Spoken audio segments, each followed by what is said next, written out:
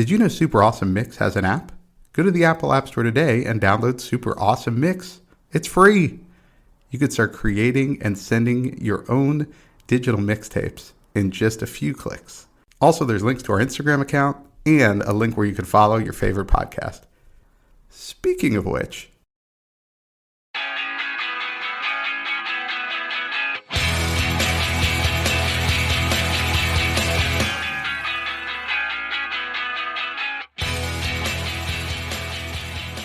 welcome back to another Super Awesome Mix. My name is Matt Sidholm, alongside my co-host and co-founder of Super Awesome Mix, Samer Abusalvi. Samer, how we doing this week? Doing real well. I can't believe it. I mean, you teased it on an earlier episode, but here we are, 99 episodes of Super Awesome Mix. Unbelievable. Unbelievable. This is our 99th mixtape. And, a lot of shows celebrate 100, right? Like, you gotta Right. hit that century mark. But I think since pretty much day one, we have talked about the year 1999 and how much great music we thought came from that year. And so, we thought, well, let's celebrate our 99th mix instead of our 100th mix and just do a tribute to maybe our favorite musical year, 1999. It's high up there for sure. Yeah. I feel like 99 is a good one. 97 was also a really good one, but we already missed that. So yeah, I guess maybe until 197 or literally 1,999 yeah, I was gonna say, or 97 episodes. By then, I'm guessing we'll be reaching a little bit. And so, yeah, we'll probably have to do year specific ones at that point. Yeah. I mean, yeah, we'll see if there's an upper limit to how many mixtapes one can make. Well, once we hit the year 1900, it'll just be year by year, right? Like, okay, now in 1901, this was a monster hit. It sold 7 copies, guys, which in today's term would be 70 million. It was triple platinum if the RIAA had existed back then. It did not, though. It did not.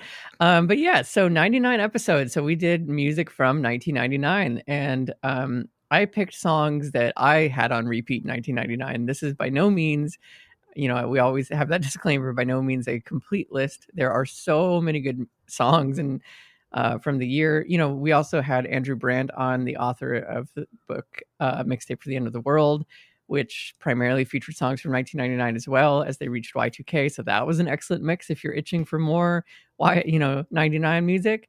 But here we go. Yeah, like I think we have a really, really good mix here. I was excited about this one. Yeah, and a really diverse mix. Like I think we hit a lot of different genres. So that's good. So let's get it going. Okay, this was your first pick. And I thought no better way to start the mix with Livin' La Vida Loca by Ricky Martin. I mean, that's what we're doing, right? Living that crazy life.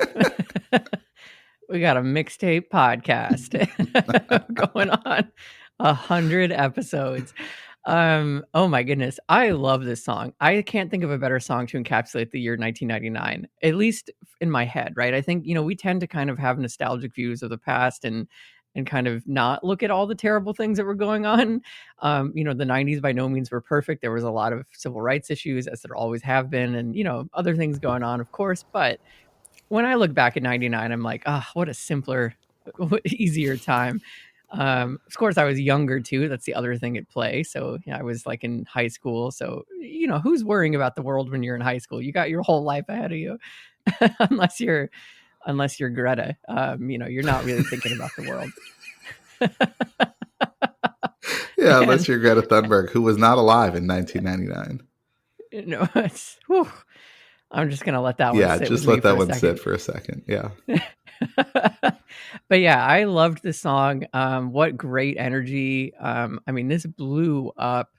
Incredibly happy song. I think the Rolling Stones or someone rated it as like one of the happiest songs of all time. It absolutely could, belongs on that list. Very, very catchy beat, contagious energy. And yeah, I just think like that's what I like to think of, whenever I think of 99. We've got some dark songs on this mix, funny enough. So we're going to open strong and then kind of deflate the balloon a little bit. A little bit, right? But yeah, I totally agree. I mean, Ricky Martin had his moment in 1999. This was actually like his 5th album that this came off of, but it was his first big English language hit. And he performed at the Grammys that year. And it wasn't even this song that he performed at the Grammys, but like people went nuts for Ricky Martin after this Mhm. Grammy performance. Like you can Google or go to YouTube and find the 99 Grammys performance by him. And it was crazy, especially because I remember the artists in the crowd like really getting into it. And usually they stay pretty cool. And instead, Right. they just kind of got swept up into the energy of the performance. Um, and then so that was February '99. Then a couple weeks later, this song is released, and of course, it just goes crazy. So, yeah, monster hit for that time period. But also, like, I love that you included it because that was a real like moment, like a real thing. And then you just got this wave of Latin artists after that becoming more mainstream. Mhm. Yeah, absolutely. No, it was yeah, it was definitely the beginning of something awesome for sure. All right, track number 2 is your pick, and you went with "My Name Is" by Eminem. Yeah, so Ricky Martin, we just talked about him making a big splash in 1999, but we got our first taste of this guy named Eminem, and this is the lead single off of his first album.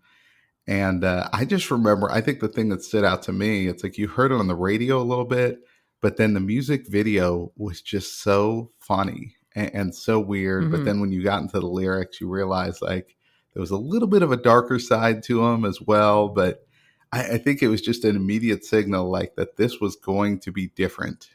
And, over the next, like, I'd say decade, you got a lot more Eminem and, you got a lot more out of his lyrics that he really went after some people. But yeah, this song, I mean, I just remember hearing it a lot, but also, go back and watch the video because it's just kind of peak Eminem sort of making fun of everything and everyone.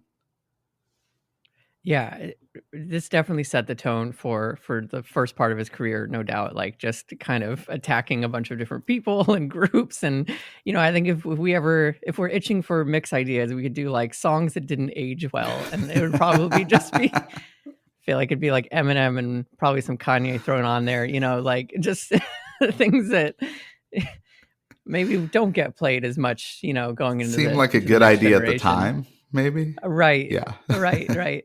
But no, I mean, yeah, my goodness, this song was very different. I mean, just very different, and it really did, like, you heard it, you're like, "Oh, wow," like, it caught your attention.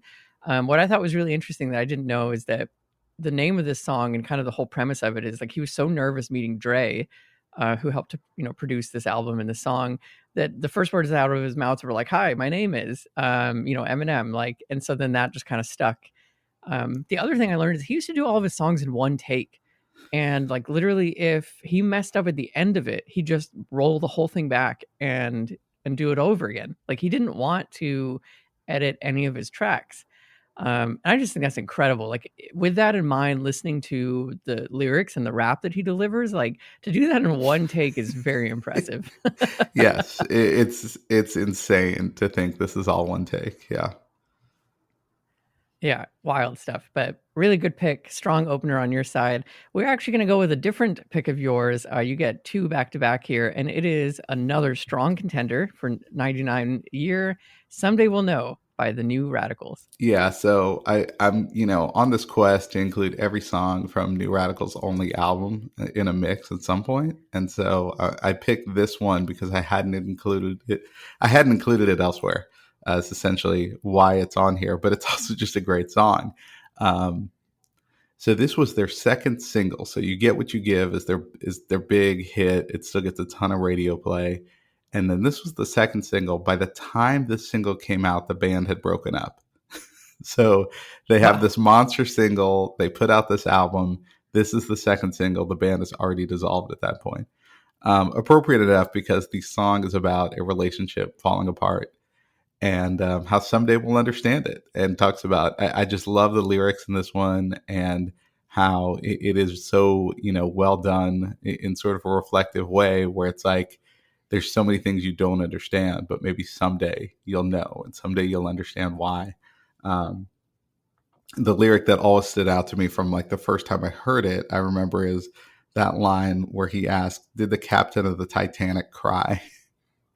Right. Which I Yeah. think is such a great question, but also at the time very appropriate because I don't know, Titanic was probably still in theaters, even though it'd come out in 1997. So, Right. I'm sure it was. Yeah. Oh my goodness. I think my sister saw it like 14 times. so it's still very top of mind for people. So it's like, yeah, well done, including that, but also, a good question as this monster ship is sinking. But yeah, just a great, well written song. Again, I talk about this album all the time, how great it is and how unfortunate it is these guys only made one album. But, another one to check out. For sure. I actually wrote here that, I mean, this album, and there are a number of albums out there, right? Especially the ones where it's just like the one album from an artist that was perfect, where we could just probably do an entire episode just on the album, and talk about it because like the songs are so strong and they each stand on their own. The Miseducation of Lauryn Hill would be another wonderful example, which I also believe came out in '99. So it's another strong contender for why this year was so great. Um, but I do love this song. This is actually the song I fell in love with the New Radicals listening to, and I always thought it was a love song. Funny enough, this was in the category of songs I just misinterpreted it as a love song as a young teenager, and it wasn't until much later I was like, oh right, it's a breakup song. So I apologize to any past interests of mine if I put this on a mixtape for you. It's probably really confusing. Like, why is he giving me breakup A week songs? later, she's like, "Look, I know we're breaking up," and you're like, "What? What are you talking about? I just made you that mixtape." And you're like, "Yeah, no, I get it. I get it. It's time to move on."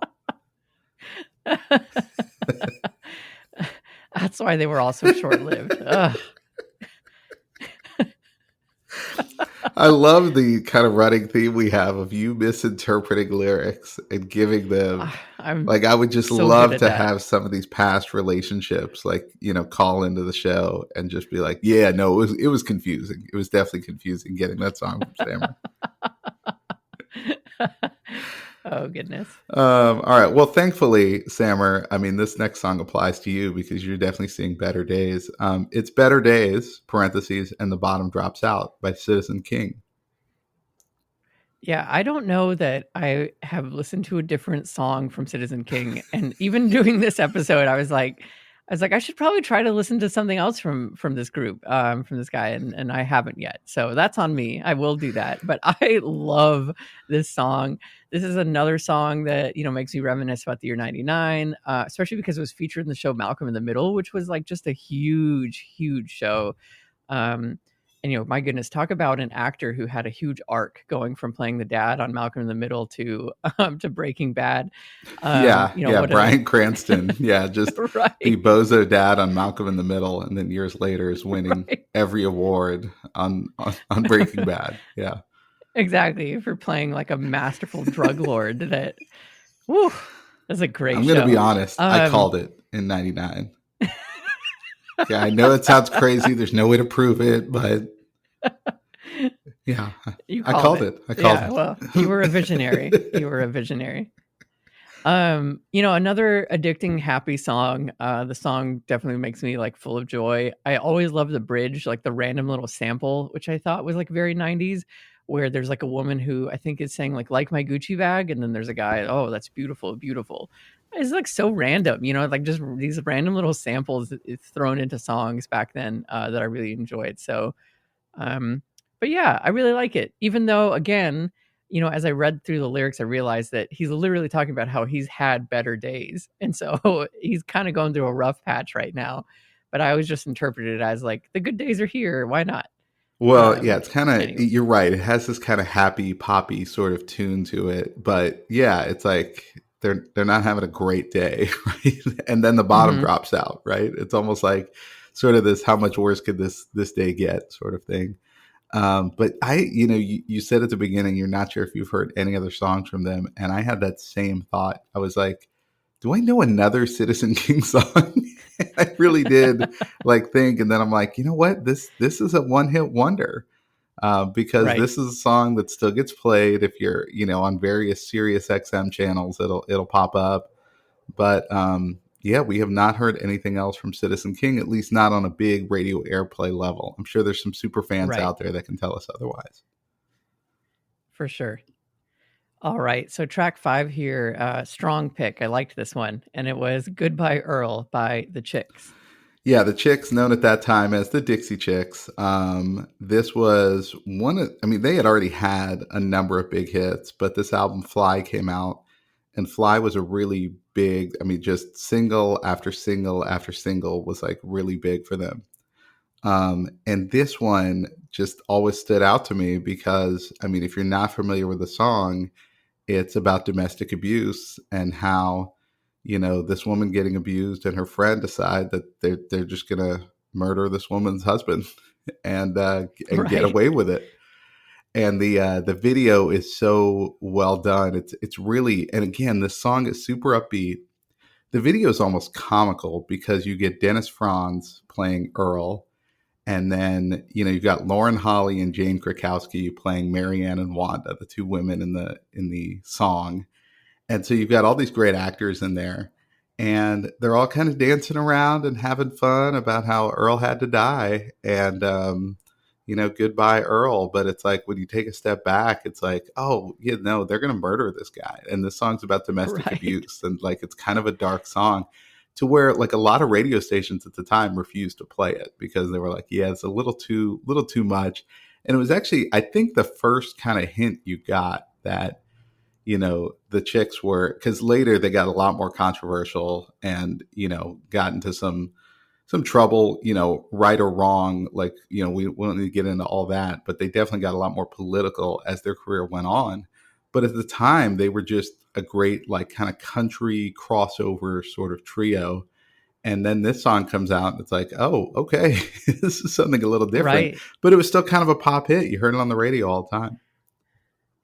Yeah, this song definitely has an edge to it. You're absolutely right. Like I view it as almost like a dark comedy kind of song because they're singing it so lightheartedly and it's set to kind of a sonically it sounds more upbeat and kind of fun and playful, but you're right, it's literally about like murdering someone and getting away with it.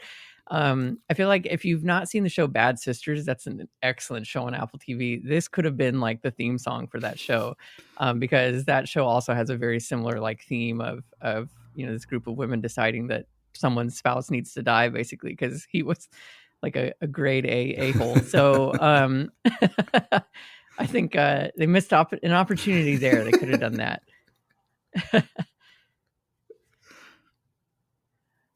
All right. So your next pick, you went with Steal My Sunshine by Len. Yeah, this is another favorite of mine from '99. I love like the conversation that occurs at the beginning, again, like just people talking in the middle of songs. I feel like it doesn't happen so much anymore, but that was definitely something that happened a lot. I love the question where he's like, well, does he like butter tarts? It's like it's just a super Canadian question, apparently. I've not had a butter tart, but apparently they are a butter based pastry, is my understanding. Which It sounds looks really inherently good. pretty good, right? I'll buy Right. in. Yeah. Sure. Exactly. Um, and then yeah, like I just loved the sound of the song. Like I just played it a lot. What's kind of funny is, looking at it now all these years later and really investigating the lyrics, I just kind of feel like it's like a song of like these guys, Tim and Chad, who are just commenting on their bandmates like Mark and Sharon, and then just being like kind of mean about them, Like I just kind of feel like they're giving them a lot of flack. And it's like, what's up with you, Tim and Chad? Like, come on, back Yeah. What off. makes you so great, huh? Right. Oh Yeah, man. this is I always consider this. You're right, though. Like, if you dig into the lyrics, it's really not. But this is another one that I consider kind of a fun song. But I remember it from the movie Go, if you recall that movie then in '99. And that was a really kind of underrated, fun movie, but also one that's kind of about a lot of criminal activity. So it's also kind of one of these. It probably fits that, in that it's this fun sounding song with this fun seeming movie, but maybe neither are as fun as you might think it is. Right, right. I have not seen that one, so I'm not too familiar, but that seems to fit thematically with this That's one. definitely worth checking out. You may want to go see that one. Yeah. Okay. And not in a Sammer, you're going to hate it, but I want you to watch it sort of thing. Like, I Sure. genuinely think you would enjoy that movie. Okay. All right, cool. All right, track 7 here. Now, I think for these next 2 tracks, we both get a little down with our mood. You went with Adam's Song by Blink-182. All right. I just felt like this song was really important, right? And so, like, when I Mhm. think back to 1999, this was a song that always stuck with me. Because even at the time when, the internet at that point, people don't probably realize this. First of all, there were no smartphones for sure. And like looking up lyrics on the internet and meanings or anything like that, really, it just wasn't a thing, right? And so, but even at that time, you hear the song and the tone of it and the lyrics, and you're like, you know exactly what this song is about. And they do such a good job. I thought it was such a departure for Blink 182 that was such a fun band. They're still this fun band, right? But they wrote this song, and the song's essentially about teenage suicide. And even the opening chords of it, like I get a little emotional like still listening to it now, even though I have no experience with those types of emotions, or thankfully no direct experience with that. Like it's still something that resonates, and I think that really speaks to the quality of the song, is that it can kind of get you even if you don't have a memory necessarily to kind of attach it to. But yeah, I think it's so well done. And again, I love it when a band is really known for one thing and then can do something else. Speaks to kind of how talented these guys really are.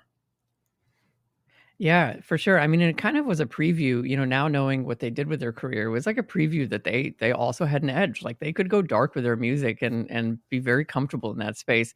What I think is so funny is like A, it's on an album called Enema of the State, right? B, it's track 7 on this album, and it's nestled between track 6, Dysentery Hmm. Gary, and then Yes. and then All the Yeah. Small Things, which is another like mega hit Right. of theirs, right? And so I just think that's amazing. Yeah, like you come off of Dysentery Gary, and now you're like, oh right, great. I'm reading a suicide letter of a young teen. And it's like total mood and vibe shift. And then now you're talking about all the small things, and like you're back at high energy and like punk rock and all that stuff. So you're right. Like I think it was really kind of cool and brave of them to throw this in there and to put it right smack in the middle of the album, to where it just demands your attention. Like you're gonna hear it. And I think that's probably a big part of what made it so impactful at the time. And that album was everywhere. I mean, that was a huge album. And Mhm. at the time, there's no iTunes in 1999. So you're pretty much just buying the whole album and listening to it. Yeah, exactly. Yeah. All right, so let's take a little shift here, at least from a genre standpoint. And you've got Porcelain by Moby. Yeah. Oh, I love, love, love this song. And I think, we talked about 99 being the start of new things kind of making their way to mainstream. And I think this song was like one of the first kind of electric songs to kind of hit the mainstream. Certainly to be as big as it did, or become as big as it did. So love the song. I just think it has this kind of like haunting mix of piano and that electronic beat and his, the beautiful vocals. It's a song about a breakup, so it's definitely like a moodier, sad song. And what's really funny, in doing the research on it, is he didn't want to release this. He said, um, he quote, I actually had to be talked into including it. When I first recorded, I thought it was average. I didn't like the way I produced it. I thought it sounded mushy. I thought my vocal sounded really weak. I couldn't imagine anyone else wanting to listen to it. End quote. And I just think that's incredible that you know, he put this song on there reluctantly, and then it ended up just becoming one of the most like prominent songs off of this album, and one that got played a whole lot. And then 20 years later, it was sampled by ASAP Rocky, in the song ASAP Forever, and so it had a revitalization off of that. So I just think it's amazing, and it speaks to, I talk on my show, Super Awesome You. Sometimes like what's junky to you might not be junky to someone else. Like don't count yourself out.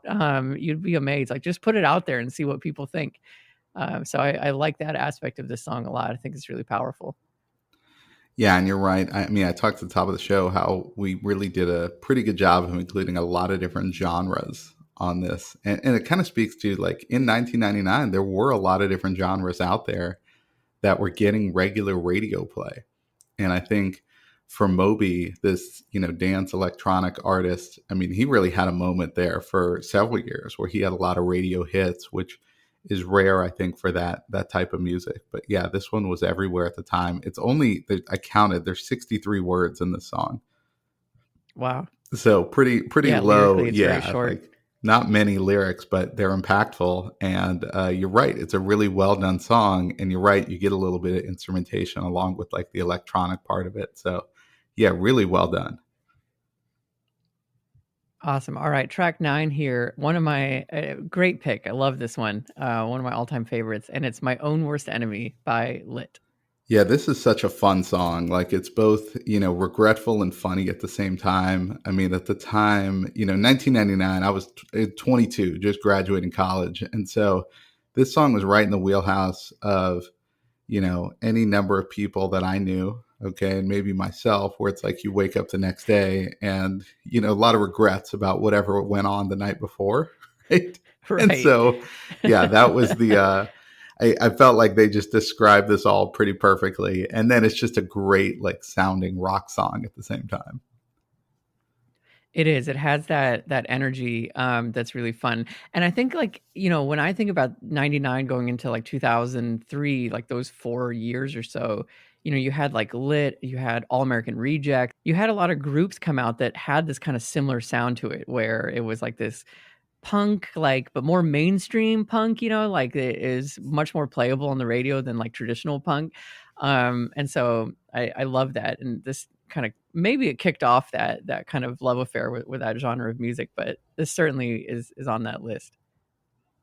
All right, track 10, you've got a monster hit, Scar Tissue by Red Hot Chili Peppers. Yeah, my goodness. Originally I wasn't gonna include this on here, but, like, Californication, the album is probably one of their best albums, if not their best album. They have a lot of contenders, but I loved this album. I had a hard time picking which track I wanted to pick off of it. I had thought that maybe I hadn't picked Scar Tissue before, but it turns out I had, so, oh well.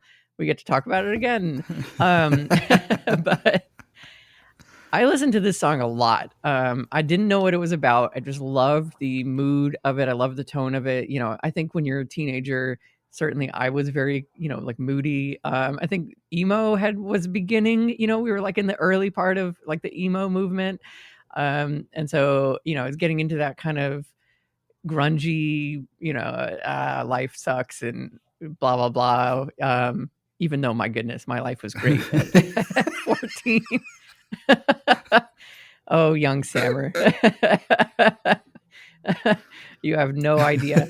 But, I love this song for the guitar solos, the instrumental breaks, his voice, like the storytelling, kind of struggling with addiction, what he's talking about and trying to like come back into normal life, being an addict and feeling that loneliness that, as he says, like with the birds, I'll share this lonely view, like just feeling that you're high above everything and you're not with the people down below. I think it's really poetic and powerful, but absolutely love this album, and I've been listening to it ever since. Yeah, the lyric that stands out is Scar Tissue that I wish you saw, sarcastic Mr. Know It All. Like just those two lines have all stood out to me. And then, putting it on this mix where we just had Adam's song kind of highlighting how you don't know sort of what somebody's going through. Like that kind of stood out to me a little bit more listening to this again because I was like, yeah, that's exactly it. It's like we kind of look at somebody and sort of make a judgment about them, but we don't really know what's going on or what they've been through and all of that. So yeah, this was Yeah, that's absolutely true. yeah. So it's a great pick and really kind of hit a little differently. I think when I put it in this mix with Adam's song just a couple tracks before it. All right, our last two tracks here are really strong to end this mix. So we'll start with yours first, and it is Heartbreaker featuring Jay-Z by Mariah Carey. Yeah, this one, I mean, okay, Jay-Z at this point, he's probably 3 albums into his career and he's pretty big at this point, like where it's just kind of single after single after single. Now, Mariah Carey at this point, she kind of made a splash in the early 90s. And then mid 90s, you get the All I Want for Christmas Is You, which is still like, the biggest song in the Right. world every year, right? But then she also had in like 96, 97, the collaboration with Boys to Men, One Sweet Day, that set like a record for being at the top of the chart for a number of weeks. But so then comes 99, and like she comes with this song Heartbreaker, which I mean is a pretty strong song just by itself. But then she collaborates with Jay-Z and he comes on the track. And I just think it's a great song and one that's a little underrated. Like you really don't hear this much, but I think it's a great one for from her catalog. But then Jay-Z makes a great addition to it. Yeah, I agree. Really, really strong collaboration between these two. I didn't really, yeah, like many of them, didn't pay attention to the lyrics until kind of going through it, and I liked it. Like I thought it was really clever. You know, it tells a story of like basically from the point of view of a woman wanting to leave a guy, but she can't, even though she knows that she should. And I think Jay Z's, you know, coming in and being the other point of view of being that guy that like she's trying to leave and kind of being cocky about it and being like, oh yeah, she says that she hates me, but she doesn't, you know, and like a very kind of common theme sometimes in relationships where you know, one person wants to leave the other, but the other has like this confidence and this allure and like there's like this kind of, you know, arguably a bad place to be in. But anyway, I think capturing that in the song and having the two voices do that makes it very strong. And it's a great track. So really, really nice one. All right, let's finish it off. Our 99th mixtape, the last track, Forgot About Dre by Dr. Dre and Eminem. And I'm laughing here because we both wanted to put this song on here. And so we just need to note that none of us forgot about Dre. So Dr. Dre, if you're listening, don't worry. We still remember you. And we didn't forget about Eminem either because he's on here twice. Yeah. Right. I know. What a splash he made. Funny enough, after putting this mix together, I went back and watched the Super Bowl show of having Dre and Eminem and all those guys, 50 Cent and Kendrick Lamar, because I was like, you know what, that was a great halftime show. That was really good. And watching it a year later, I still believe it was a very, very good show. Like I think it's one of the classics. When those opening beats hit and you got Dre at the board, I mean, I have never heard a crowd at a Super Bowl halftime show get into it as much as you hear them there. It was wild, especially being, you know, they were playing in LA. Like it couldn't have been more perfect, right? Yeah, he could have. And when those first bars hit, he honestly could have just stood there and done nothing for like the 20 minutes that they were supposed to be out there. Right. And then everyone still would have been like, man, that was incredible. Right. Remember that? Like he just kind of stood there and we thought he was going to start, then he never did. And then the second half started. Yeah. Yeah, I mean, you know, this is such a good song, still gets played today, obviously still a monster hit when it's played. Apparently Eminem wrote most of the song, which I did not know. I think that's incredible, but you kind of hear that. And I think you also hear it because it's like, you know, he's a little bit more cocky, a little bit more sure of himself. So I understand now that Eminem wrote that because that's definitely, you know, that was his vibe and his whole thing. So I think that's incredible. But yeah, what an amazing career that Dre has had, you know, thinking about the arc that he takes going from, you know, where he was in 99 producing this music to the launching Beats and having that bought by Apple. And I mean, everything that he's done since then is incredible. So it's really kind of cool to look at that from the point of view of a very successful businessman, basically. But great song that still holds up. Yeah, and at the time he had kind of hit a little bit of a lull. Like if you watch that documentary on HBO, Defiant Ones, like, you know, people weren't really feeling a lot of his recent music. And then he came out with Chronic 2 at this time and then also was producing Eminem. And I think those two things happening at the same time, it was just like a huge comeback musically. And then you're right, from then the business side just kind of took off. Yeah, incredible. Well, so there you have it, folks. Your 99th super awesome mix. This one a tribute to probably our favorite musical year, 1999. But don't worry, we have got plenty of mixes ahead of us. Hey, tell you what, that's our 99th mix. Let's see if we can get up to 99 reviews, okay? So if you're listening to this right now, take a second, whatever player you're on, give us a 5-star review. Follow us at Super Awesome Mix, and Sammer and I will get to work on our next 99 mixes. So for Sammer, this is Matt, and we'll see you next time.